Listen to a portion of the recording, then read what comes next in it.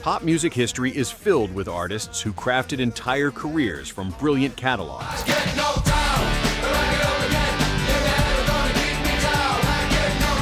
But some of the most unforgettable songs came from the most unexpected places. Ridiculous concepts that somehow conquered the entire world. These are 10 silly one-hit wonders that became global anthems nobody could escape. Woo! Let me hear ya! Number 10. Mach 10 Weeks at the top of the Billboard Hot 100. Sold 11 million copies by 1997 and topped charts in numerous countries across 1995 through two middle-aged Spanish Latin pop performers who had been playing traditional music since 1962, created the ultimate dance craze that literally everyone, sports stadiums, bar mitzvahs, and family reunions could not escape the simple arm crawl. The song became a glittering artifact of the monoculture, a thing that everybody knew, that never charted again in the United States, making them the most successful one-hit wonder. Kung Fu Fighting by Carl Douglas.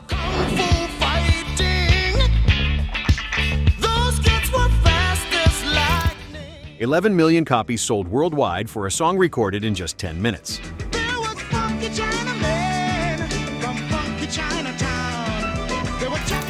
Carl Douglas became the first Jamaican-born artist to score a #1 single in the United States, when this novelty disco track spent 2 weeks at the top beginning in late November 1974.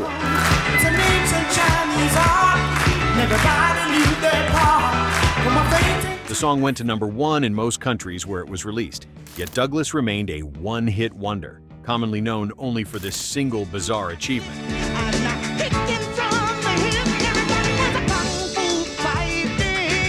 The absurd sound effects and martial arts theme made this disco novelty utterly irresistible during the Kung Fu movie craze that Bruce Lee had ignited.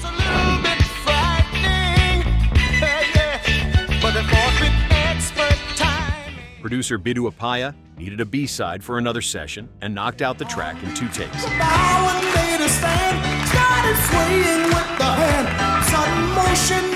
The song was never intended as a serious recording, yet it became one of the best-selling singles of the 1970s.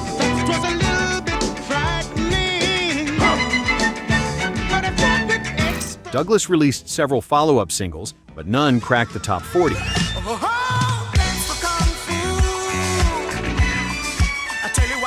Leaving him forever frozen in that 10-minute lightning strike.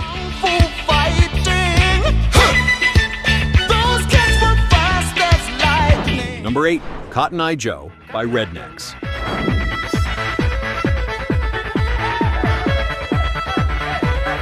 The techno-hillbilly mashup held the #1 position for 15 weeks in Norway, 13 weeks in Switzerland, 11 weeks in Denmark, and 10 weeks in Germany.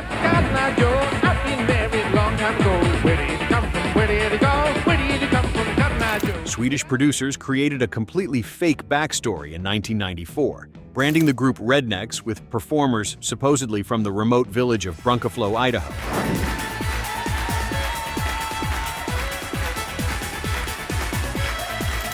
They refused interviews and maintained the elaborate fiction until a Swedish newspaper exposed the truth in early 1995, all while transforming a traditional folk song into a global sports arena anthem.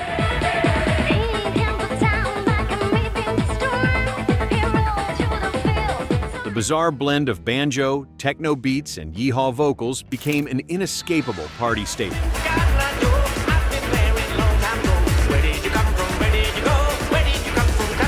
Swedish producers went full country caricature with the visual aesthetic, complete with overalls and straw hats.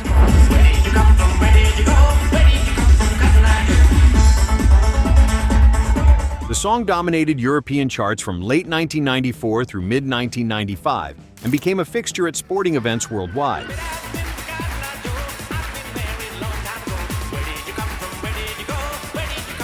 Rednex released multiple albums afterward, but none of their follow-up singles achieved even a fraction of Cotton Eye Joe's success.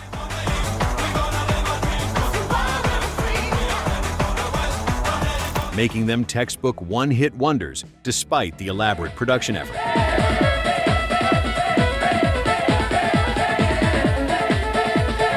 Number 7. Mambo No. 5 by Lou Bega. drive everybody in the car, so come on, let's ride to the liquor store around the corner. The boys say 20 weeks at number 1 in France. Number 3 on the US Billboard Hot 100.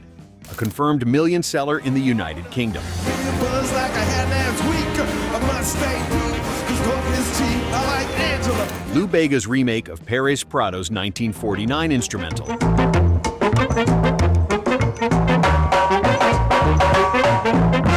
Became one of 1999's biggest global phenomena. Yet Bega never scored another top 40 hit in the United States. You know they're getting sweeter, so what can I do? I really beg you, my lord, to be flirting. Just German producers Frank Leo and Donald Fact struck gold by tacking new lyrics onto the old Latin jazz standard.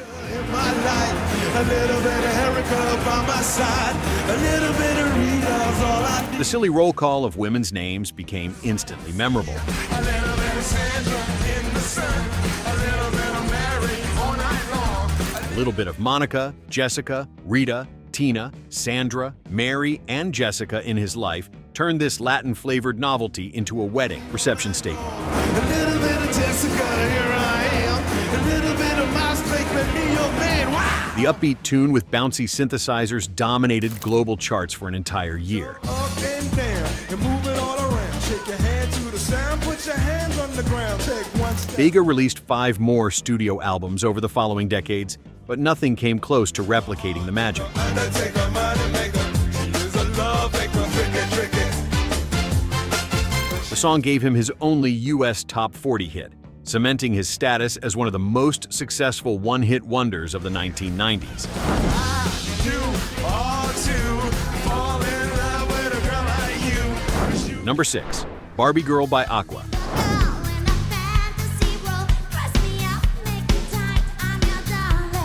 The high-pitched earworm sold more than 8 million copies worldwide, topped charts globally, and peaked at number 7 on the US Billboard Hot 100.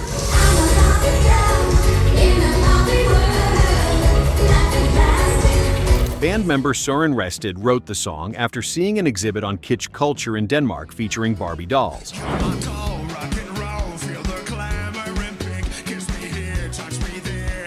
The Danish-Norwegian group created a plastic fantastic anthem that parents simultaneously loved and hated, and Mattel definitely hated it enough to file a lawsuit.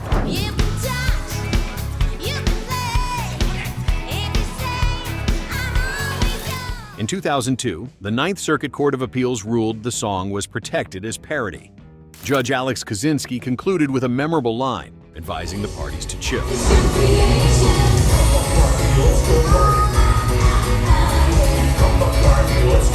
The song spent 4 weeks at number 1 in the UK and became a defining track of late 90s pop culture.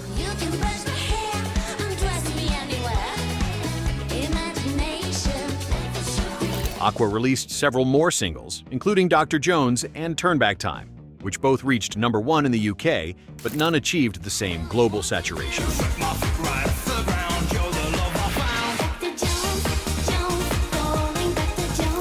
Barbie Girl remains their only major hit in the United States, forever preserving them in pop music amber.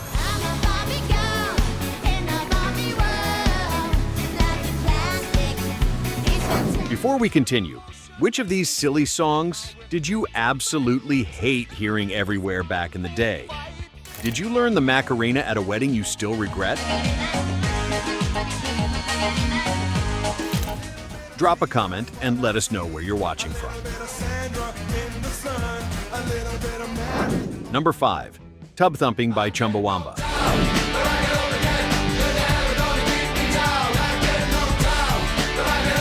Rolling Stone ranked it at number 8 in their 2011 list of top 10 one-hit wonders of all time, and the placement was well earned. He drinks a whiskey drink, he drinks a vodka drink, he drinks a lager drink, he drinks a cider drink. The song peaked at number 2 on the UK singles chart and number 6 on the Billboard Hot 100, topping the charts of Australia, Canada, Ireland, Italy, and New Zealand. 60 songs that remind him of the good times, 60 songs that remind him of the best times. Critics called it an earworm of the best kind with a fun hook, conveying the universal need to continue fighting in a manner that gets listeners pumped up.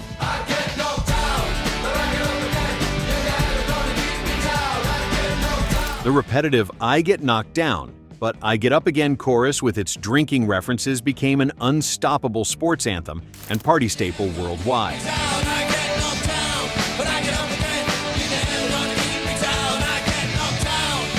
The British anarcho-punk band had existed for 15 years before this 1997 breakthrough, recording politically charged albums that nobody heard.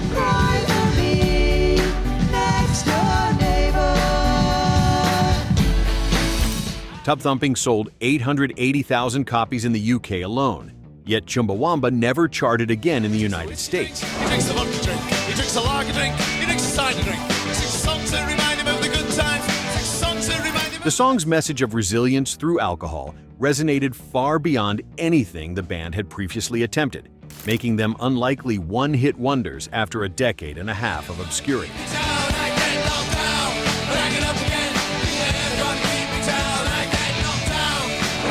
Number 4, Mickey by Toni Basil.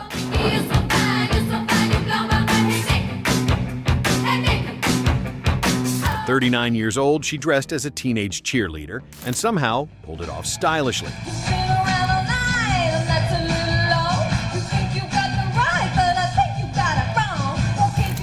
Toni Basil climbed to number 1 on the Billboard Hot 100 in December 1982, creating a double platinum certified single, widely regarded as a defining pop track of the decade.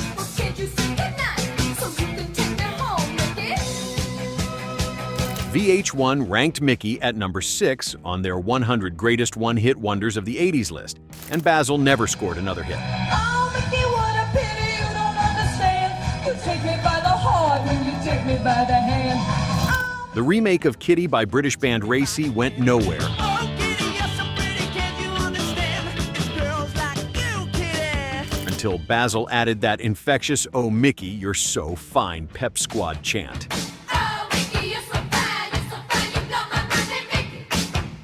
She drew inspiration from her own cheerleading days and slipped back into her actual Las Vegas high school uniform for the iconic video. Oh, Mickey, you're so pretty, can't you understand? It's guys like you, Mickey.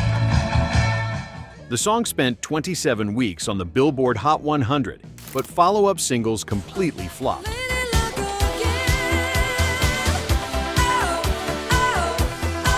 Basil had a successful career as a choreographer, working with artists like David Bowie and Tina Turner, but Mickey remains her only moment as a pop star. Oh, Mickey, what a pity you don't understand. You take me by the heart when you take me by the... Number 3, Disco Duck by Rick Dees.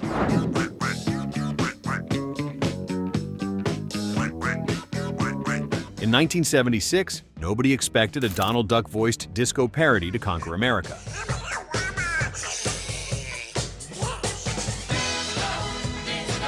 Rick Dees and his cast of idiots scored a number 1 hit on the Billboard Hot 100 for 1 week in October 1976, peaked on October 16th, remained in the top 10 for 10 weeks, and sold over 4 million copies.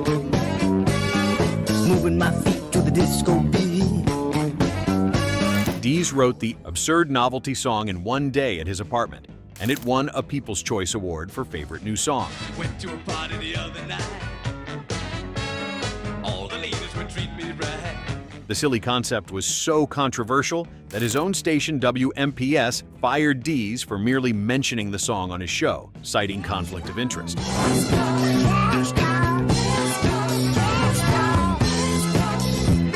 The track became a satirical disco phenomenon, appearing in a scene in the film Saturday Night Fever, and launched Dees into radio superstardom.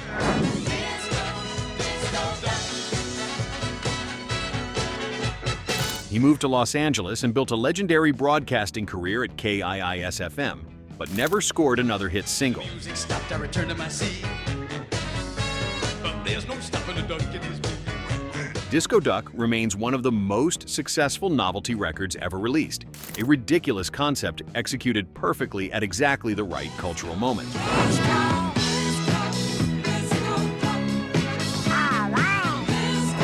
Number 2, Ice Ice Baby by Vanilla Ice. Ice, ice, baby. The first hip-hop single to top the US Billboard Hot 100 came from a white rapper with a fabricated backstory and a controversial sample. Something grabs a hold of me, flow like a harpoon daily and nightly. Yo, I don't know. Vanilla Ice scored a #1 hit on November 3rd, 1990, when Ice Ice Baby dominated charts worldwide. But much the speaker that booms, I'm killing your brain like a poisonous mushroom, deadly. When I play a dope melody. The single topped charts in Australia, Belgium, the Netherlands, New Zealand, Ireland, the UK, and Germany, while the accompanying album To the Extreme went 7 times platinum in the United States. Check out the hook when my DJ revolves it. Oh yeah! The infamous Under Pressure sample from Queen and David Bowie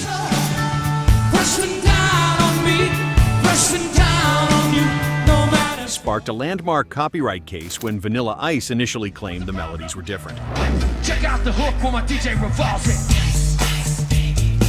Let me hear you! After Queen and Bowie threatened legal action, the matter was settled out of court with financial recompense and songwriting credit given to the original artist. Now that the party is jumping, with the bass kicked in and the Vegas all pumping, quick to the point, no faking. White MC from suburban Dallas became a running joke almost immediately, but the song introduced mainstream America to rap music. Cooking MCs like a pound of burning them. They ain't quick and nimble.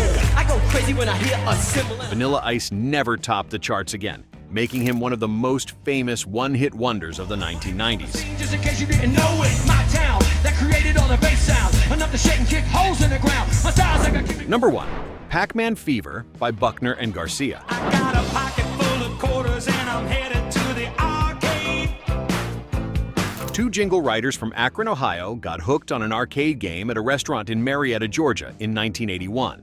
The novelty song peaked at #9 on the Billboard Hot 100 in March 1982, sold 2.5 million copies, and earned gold certification from the RIAA. Don't have a lot of money, but I'm bringing everything I made.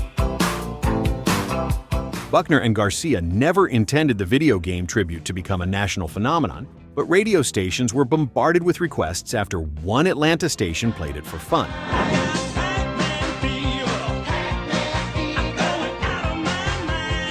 CBS Records signed them immediately and demanded an entire album of video game songs written in approximately 2 weeks.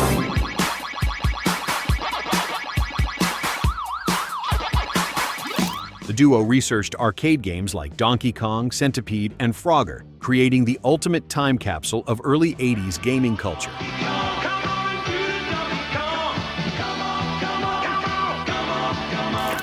Follow-up single Do the Donkey Kong flopped, and the duo disappeared from pop culture, returning to their jingle-writing careers.